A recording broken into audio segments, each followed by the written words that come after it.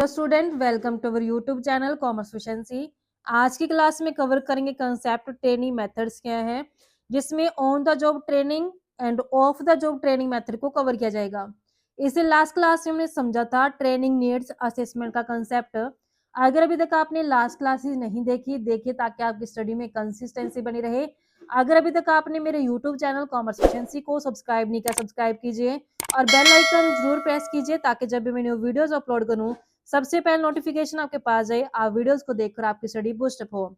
Cover करते हैं training methods. तो ट्रेनिंग मेथड्स होते हैं, इन मेथड्स को लोकेशन यानी कि जो ट्रेनिंग की लोकेशन है कि ट्रेनिंग कहाँ दी जा रही है, तो उस ट्रेनिंग की लोकेशन के बेस पर डिवाइड किया जाता है।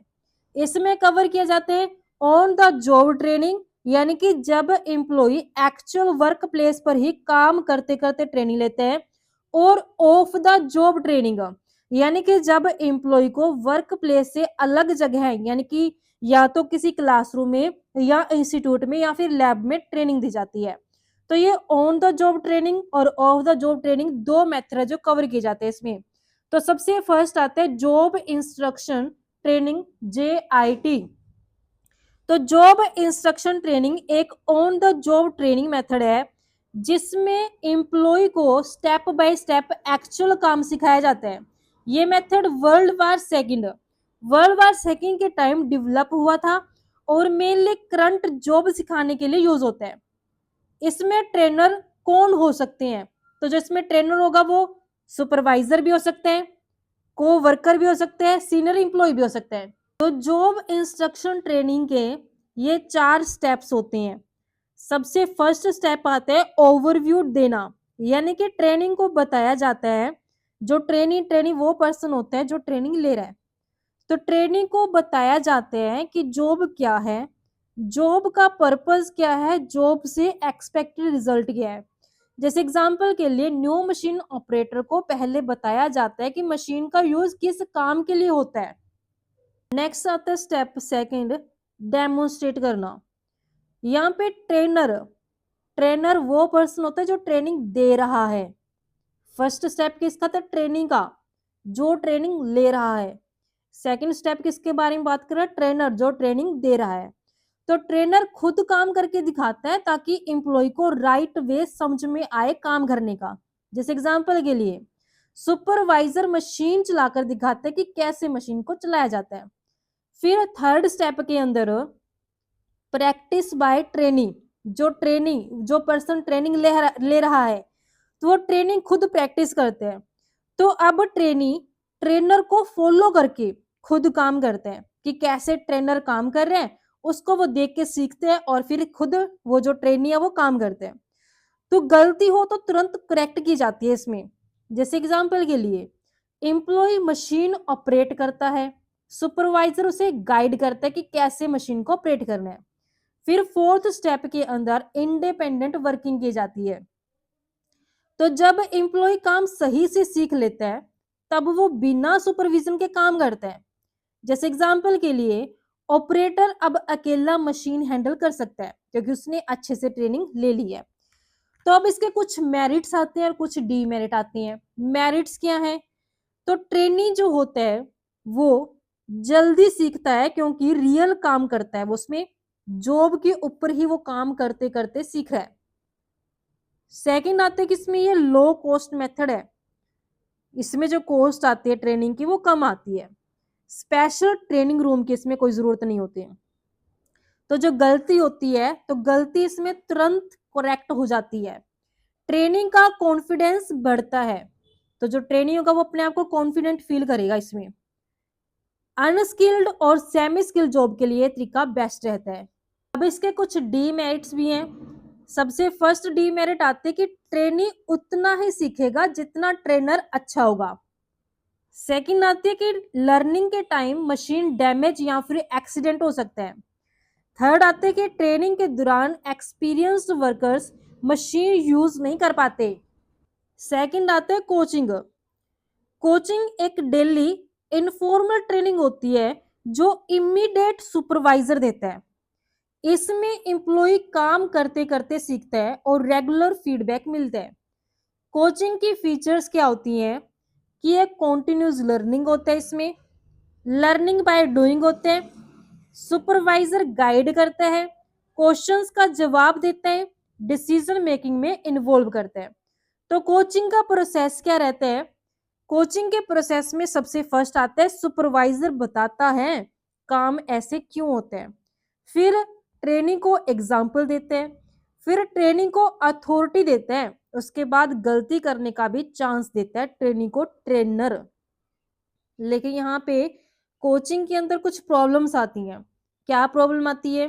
कि हर सुपरवाइजर अच्छा कोच नहीं होता। सेकंड, कभी कभी डेली वर्क प्रेशर ज्यादा होते हैं।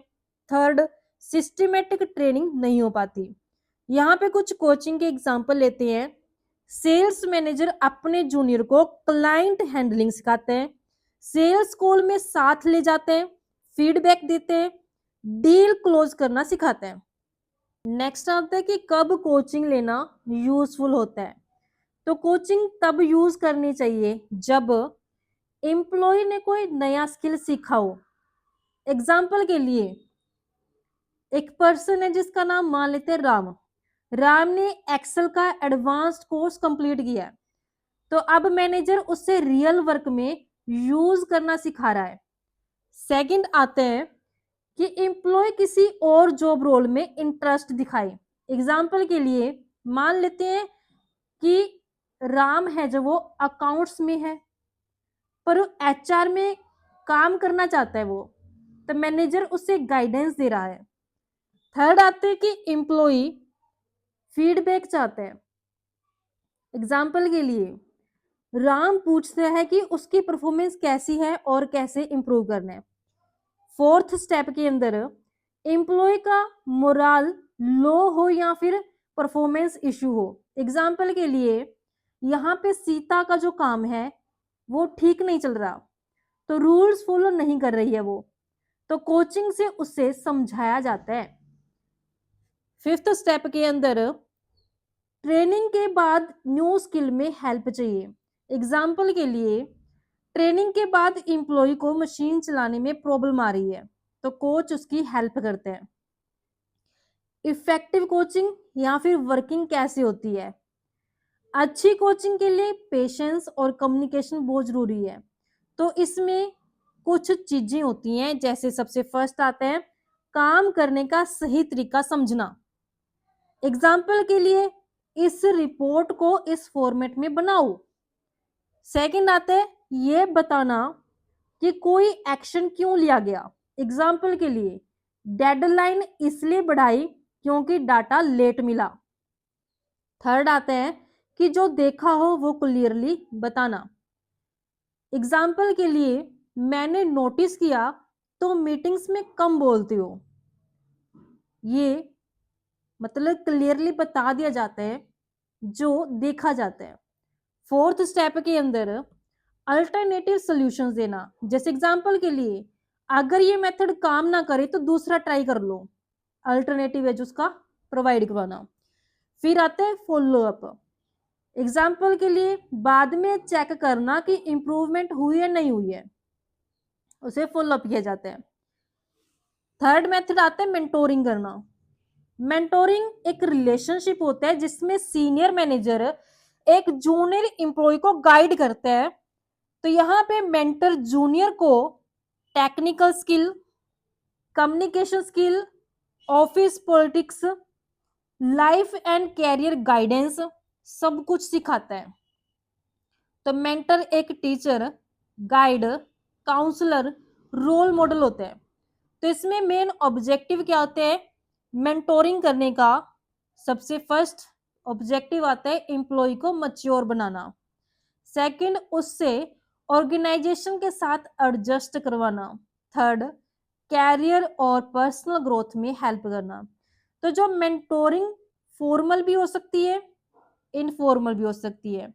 फॉर्मल का मतलब होता है कि ऑफिशियल प्रोग्राम्स के द्वारा, इनफॉर्मल मतलब कि नॉर्मल गाइडेंस के द्वारा हो सकती है। तो जो गुड मेंटर है वो क्या होते हैं? तो जो गुड मेंटर है ना उसमें कुछ खास बातें होती हैं, जैसे सुनता भी है वो, समझता भी है, लर्निंग के लिए चैलेंजेस देता है, कोचिंग करता है, कॉन्फिडेंस बिल्ड करते हैं, वाइज एडवाइस देता है यानी कि बढ़िया सलाह देते हैं, एग्जाम्पल सेट करते हैं, अपना एक्सपीरियंस शेयर करते हैं, इनकर्ज करते हैं। एग्जाम्पल के लिए सीनियर मैनेजर अपनी पास्ट मिस्टेक्स और सक्सेस स्टोरीज शेयर करता है इसमें। वहीं जो गुड मेंटी होता है, गुड मेंटी यानी कि जो जूनियर एम्प्लॉय है वो कैसा होता है, तो गुड मेंटी ध्यान से सुनता है, एडवाइस को फॉलो करता है, सीखने के लिए सीरियस होता है, ईगो साइड में रखता है, फीडबैक मांगते हैं, ओपन माइंडेड होता है, चेंज के लिए रेडी होते हैं, प्रो एक्टिव होते हैं। एग्जाम्पल के लिए जूनियर एम्प्लॉय सजेशंस को अप्लाई करते हैं और इम्प्रूवमेंट दिखाते हैं। कैरियर फंक्शंस क्या होते हैं, कैरियर फंक्शंस ऑफ मेंटोरिंग, तो यहाँ पे मेंटोरिंग से कैरियर ग्रोथ होता है। स्पॉन्सरशिप, मेंटर अपने जूनियर यानी कि जूनियर कौन होता है, मेंटी, तो मेंटर अपने मेंटी को प्रमोशन के लिए रिकमेंड करता है, अच्छे पोजीशन के लिए नॉमिनेट करता है। जैसे एग्जांपल के लिए मैनेजर अपने मेंटी का नाम प्रमोशन लिस्ट में सजेस्ट करता है। नेक्स्ट आता है एक्सपोजर एंड विजिबिलिटी। इसका मतलब होता है कि मेंटर मेंटी को लोगों के सामने लाता है, मेंटर मेंटी को सीनियर एग्जीक्यूटिव से मिलवाता है, इंपॉर्टेंट मीटिंग्स में इंक्लूड करता है, मेंटी को अपनी स्किल्स दिखाने का मौका मिलता है। जैसे एग्जांपल के लिए मैनेजर अपने जूनियर को क्लाइंट मीटिंग में ले जाता है जिससे सीनियर मैनेजमेंट उसका काम नोटिस करे। नेक्स्ट आती है कोचिंग। कोचिंग के अंदर जो मेंटर मेंटी को अपने काम का एनालिसिस करना सिखाते हैं कि कैसे काम को एनालिसिस कर सकता है, वो गोल्स क्लियर करने में हेल्प करते हैं, प्रैक्टिकल एडवाइस देते हैं। जैसे एग्जांपल के लिए मेंटर बताता है कि कैसे टारगेट्स अचीव करे और कैसे एप्रिसिएशन और रिकॉग्निशन जो मिले। प्रोटेक्शन, मेंटर अपने जूनियर को हार्मफुल सिचुएशन से बचाता है, अननेसेसरी प्रेशर या फिर पॉलिटिक्स से प्रोटेक्ट करते हैं। जैसे एग्जांपल के लिए अगर कोई सीनियर मेंटी को अनफेयर ब्लेम कर रहा है, मेंटर उसका सपोर्ट करता है। चैलेंजिंग असाइनमेंट, चैलेंजिंग असाइनमेंट यहाँ पे मेंटर मेंटी को टफ और चैलेंजिंग टास्क देता है, फिर फीडबैक देता है, फिर क्लाइंट के सामने अपनी एबिलिटी प्रूव करने का मौका देता है। जैसे एग्जांपल के लिए मेंटर मेंटी को इंपॉर्टेंट प्रोजेक्ट देता है जिससे उसकी स्किल्स डेवलप हो। साइकोलॉजिकल फंक्शंस, यहाँ पे साइकोलॉजिकल फंक्शंस क्या होते हैं मेंटोरिंग के, ये फंक्शंस मेंटी के कॉन्फिडेंस और सेल्फ बिलीफ को बढ़ाते हैं। जैसे सबसे इसमें नेक्स्ट आते हैं रोल मॉडलिंग का, ये कंटिन्यू है, 5 के बाद 6 आता है। रोल मॉडलिंग में क्या होता है, मेंटर अपने बिहेवियर, वैल्यूज और वर्किंग स्टाइल से एग्जाम्पल सेट करता है। एग्जाम्पल के लिए जूनियर एम्प्लॉय मेंटर को देखकर प्रोफेशनलिज्म और डिसिप्लिन सीखता है। 7th आता है एक्सेप्टेंस एंड कंफर्मेशन, तो मेंटर सपोर्ट और इनकरेजमेंट देता है, मेंटी को कॉन्फिडेंट बनाता है, ऑर्गेनाइजेशन की कल्चर समझता है। एग्जाम्पल के लिए मेंटर बोलता है तुम सही डायरेक्शन में जा रहे हो, बस थोड़ा और प्रैक्टिस चाहिए। फिर आते हैं काउंसलिंग, मेंटर मेंटी को पर्सनल और वर्क प्रॉब्लम सोल्व करने में हेल्प करते हैं और सही और गलत का डिफरेंस समझाता है कि क्या सही है क्या गलत है। परफॉर्मेंस इंप्रूव करने का गाइडेंस देता है कि कैसे परफॉर्मेंस को और इंप्रूव किया जा सकता है। एग्जाम्पल के लिए मेंटी अगर स्ट्रेस में है तो मेंटर उससे टाइम मैनेजमेंट और डिसीजन मेकिंग सिखाते हैं। फ्रेंडशिप, मेंटर एक फ्रेंडली सपोर्ट सिस्टम होता है जो ऑफिस रिलेशनशिप हैंडल करना सिखाता है, पीयर्स, बॉसेस और कस्टमर्स के साथ बिहेव करना बताता है कि कैसे बिहेव करना है उनके साथ। एग्जाम्पल के लिए मेंटर गाइड करता है कि टीम मेंबर के साथ कैसे अच्छे रिलेशन रखने हैं। तो इसके कुछ मेरिट्स आते हैं, कुछ डीमेरिट्स आते हैं। मेरिट्स में जैसे लर्निंग का अच्छा मौका मिलता है, तो मेंटी रियल एक्सपीरियंस से सीखता है इसमें, और कॉन्टिन्यूस गाइडेंस मिलती है, मेंटी सही ट्रैक पर रहता है और रिसोर्सिस का सही यूज करता है। लेकिन डीमेरिट्स क्या है इसकी, कि जेलसी हो सकती है। जेलसी कैसे, कि दूसरे एम्प्लॉयज को लग सकता है कि मेंटी को स्पेशल ट्रीटमेंट मिल रहा है। सेकंड, फेवरेटिज्म का रिस्क। अगर मेंटर किसी एक को ज्यादा सपोर्ट करे तो बाकी लोग डीमोटिवेट हो जाते हैं। तो इंडिया के अंदर मेंटोरिंग की क्या यहाँ पे इंफॉर्मेशन है। मेंटोरिंग इन इंडिया, तो इंडिया में मेंटोरिंग गुरु शिष्या परंपरा पर बेस्ड होती है, जहां पे गुरु शिष्या को हर तरह से गाइड करते हैं, इमोशनल सपोर्ट भी देता है। कंपनीज जैसे कि टिस्को,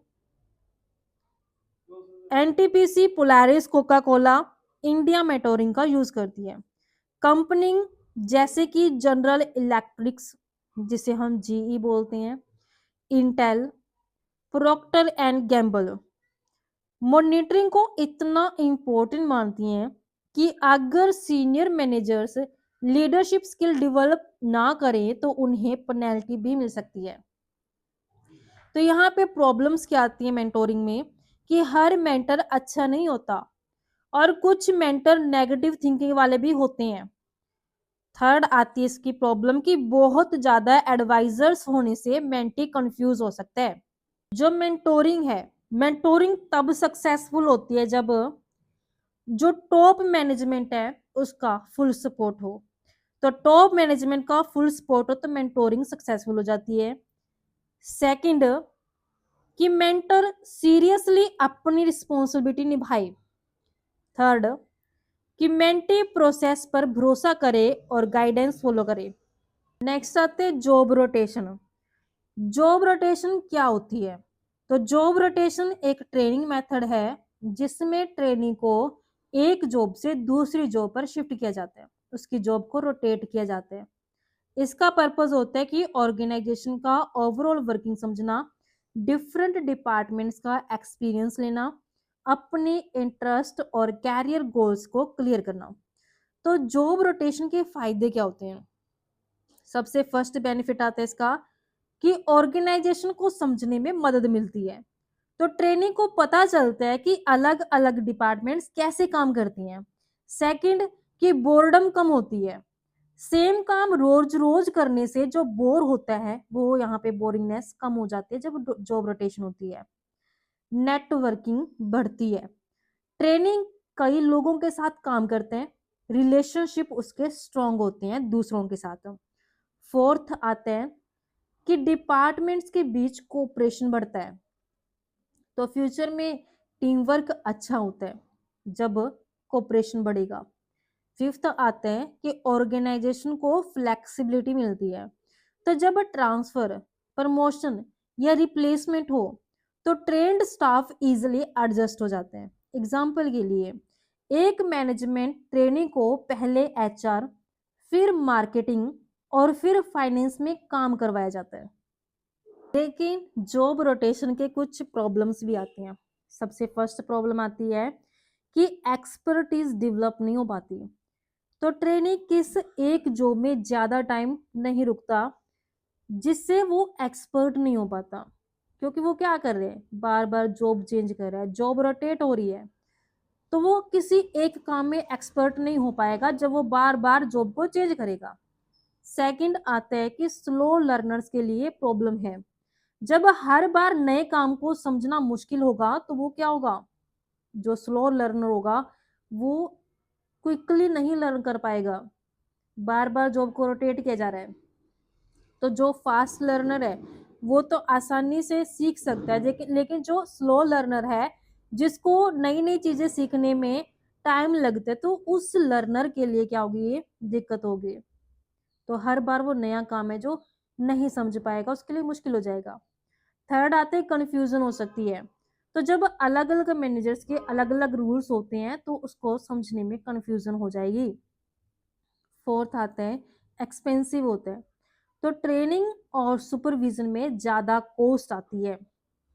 फिफ्थ, कि मैनेजर का टाइम वेस्ट होता है, तो हर डिपार्टमेंट में नए ट्रेनिंग को समझाना पड़ता है मैनेजर को।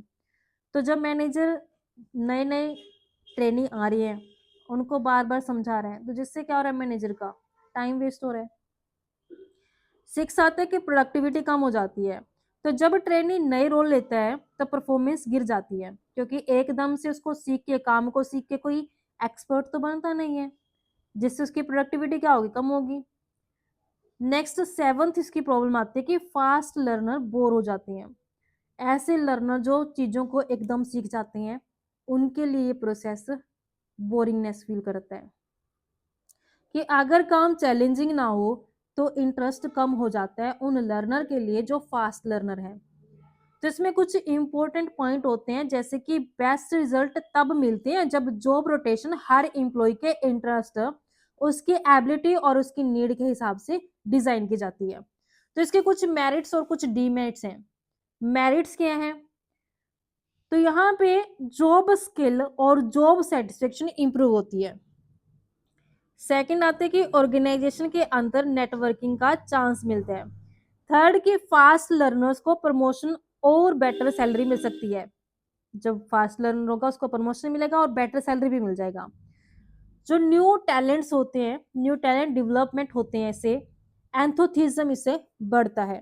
लेकिन इसकी कुछ डीमेरिट भी हैं कि वर्कलोड बढ़ता है इससे। फ्रीक्वेंट जॉब चेंज से स्ट्रेस और एंजाइटी हो सकती है। सिर्फ ड्यूटीज बदलने से लर्निंग हमेशा नहीं होती, गलतियों की वजह से ट्रेनिंग कॉस्ट बढ़ जाती है। नेक्स्ट आते हैं अप्रेंटिसशिप ट्रेनिंग। अप्रेंटिसशिप ट्रेनिंग क्या होती है कि ये ट्रेनिंग ज्यादातर क्राफ्ट वर्कर, जो प्लम्बर होते हैं, कारपेंटर होते हैं, इलेक्ट्रिशियंस होते हैं, उनके लिए होती है ये। इसमें ट्रेनी एक एक्सपीरियंस्ड पर्सन के साथ काम करता है, प्रैक्टिकल ट्रेनिंग लेता है उससे, और साथ में क्लासरूम इंस्ट्रक्शन भी होती है। तो ये भी ऑन द जॉब ट्रेनिंग है। इंटर्नशिप में एंड अप्रेंटिसशिप में क्या रिलेशनशिप है, जो इंटर्नशिप और अप्रेंटिसशिप जो होती हैं वो ऑलमोस्ट सिमिलर होती हैं। दोनों में ही रियल वर्क एक्सपीरियंस मिलता है, लेकिन डिफरेंस सिर्फ ड्यूरेशन और डेप्थ का होता है। एग्जाम्पल के लिए, इंजीनियरिंग स्टूडेंट फैक्ट्री में 6 मंथ का इंटर्नशिप करता है। तो यहाँ पे जो इंटर्नशिप ट्रेनिंग है, इसकी डीमेरिट क्या है।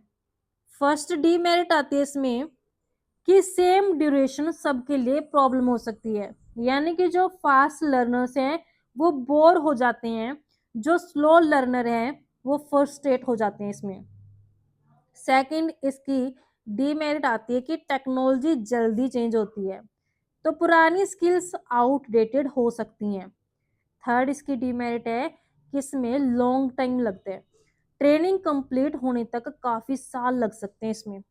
एग्जाम्पल के लिए, आईटी फील्ड में 5 इयर्स पुरानी टेक्नोलॉजी का स्किल आज काम का नहीं रहता। नेक्स्ट आते हैं कमिटी असाइनमेंट। इस मेथड में होता क्या है कि इस मेथड में जो ट्रेनीज होते हैं ना, यानी कि जो एम्प्लॉयज होते हैं, उनको रियल कंपनी प्रॉब्लम सोल्व करने के लिए कमेटी में काम करना होता है। सब ट्रेनीज मिलकर प्रॉब्लम का सलूशन निकालती हैं। तो इसका फायदा क्या मिलता है कि एम्प्लॉयज को टीम वर्क सीखने का मौका मिलता है, और ऑर्गेनाइजेशन का सिस्टम प्रॉब्लम्स और पीपल समझने में हेल्प मिलती है, और लीडरशिप और कोऑर्डिनेशन स्किल डेवलप होती है इससे। जो कॉमन गोल्स होते हैं उनके लिए मिलकर काम करना आ जाता है। लेकिन इसकी कुछ लिमिटेशंस भी हैं कि कभी कभी कमेटी असाइनमेंट टाइम वेस्टिंग भी हो सकती है अगर प्रॉपर तरीके से मैनेज ना की जाए। एग्जाम्पल के लिए, कंपनी ने सेल्स कम होने का इशू दिया, तो कमेटी में एचआर, सेल्स और मार्केटिंग एम्प्लॉयज मिलकर स्ट्रेटजी बनाते हैं। अब on the job training method है जो ये, इसमें एम्प्लॉय काम करते हुए ही ट्रेनिंग लेते हैं, क्योंकि हमने कवर भी क्या किया ये on the job training method, यानी कि काम करते करते ट्रेनिंग ले रहे हैं यहाँ पे। तो जब एक एम्प्लॉय काम करते करते ही ट्रेनिंग लेता है तो उसका फायदा क्या मिलता है कि जो ट्रेनिंग कॉस्ट है वो इफेक्टिव रहती है, एम्प्लॉय सीखते भी हैं और प्रोड्यूस भी करते हैं और इमीडिएट फीडबैक मिलते हैं। स्किल्स रियल वर्क इन्वायरमेंट में ही डेवलप होती है, लेकिन इसकी कुछ डिसएडवांटेजेस भी हैं। क्या डिसएडवांटेजेस हैं कि प्रोडक्शन शेड्यूल में डिस्टरबेंस हो सकती है, पुअर लर्नर्स मशीन्स डैमेज कर सकती हैं, अगर ट्रेनर स्किल ना हो, अगर ट्रेनर को अच्छे तरीके स्किल ना आए तो ट्रेनिंग का फायदा कम और नुकसान ज्यादा होते हैं। एग्जाम्पल के लिए न्यू वर्कर मशीन पर सीनियर वर्कर के साथ काम करके सीखते हैं ऑन द जॉब ट्रेनिंग के अंदर। तो इस तरीके से बच्चों हमारे पास ये कंसेप्ट बनता था on the job training method. I hope आपको क्लियर होगी। नेक्स्ट क्लास में कवर करेंगे कि of the job training method क्या है। ऐसे ही रेगुलर क्लासेस के लिए आप मेरे यूट्यूब चैनल कॉमर्स एफिशिएंसी को सब्सक्राइब लाइक और शेयर करें, बेल आइकन जरूर प्रेस करें ताकि जब भी मैंने वीडियोस अपलोड करूं सबसे पहले नोटिफिकेशन आपके पास जाए, आप वीडियोस को देखकर आपकी स्टडी बूस्ट अप हो।